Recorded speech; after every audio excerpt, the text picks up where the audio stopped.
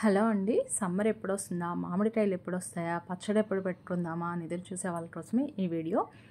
ఇందులో మామిడికాయ చిన్న ముక్కలతో పచ్చడి ఎలా తయారు చేసుకోవాలో చూద్దాం. దీని తయారీ కోసం ఒక స్పూన్ మెంతులు, స్పూనున్నర ఆవాల్ని కొంచెం వేడి చేసి చల్లారాక పౌడర్ చేసి పక్కనుంచుకోవాలి. బాగా పుల్లగా ఉన్న మామిడికాయ ముక్కల్ని ఒక 10 డబ్బాలు తీసుకొని అందులో అరడబ్బా కన్నా కొంచెం ఎక్కువగా ఉప్పు, ఒక డబ్బా కారం, ఆవపిండి, మెంతిపిండి వేసుకొని ముక్కలకి బాగా పట్టించి పక్కనుంచుకోండి.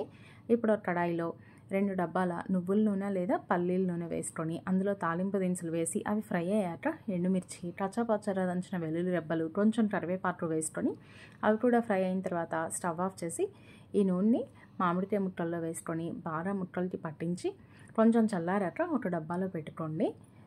తర్వాత రోజు ఈ పచ్చడిని అంతా బాగా కలుపుకొని ఉప్పు సరిపోయిందో లేదో చూసుకొని సరిపోకపోతే అడ్జస్ట్ చేసుకోండి. వేడి వేడి అన్నంలో కొంచెం నెయ్యి వేసుకొని పచ్చడితో తింటుంటే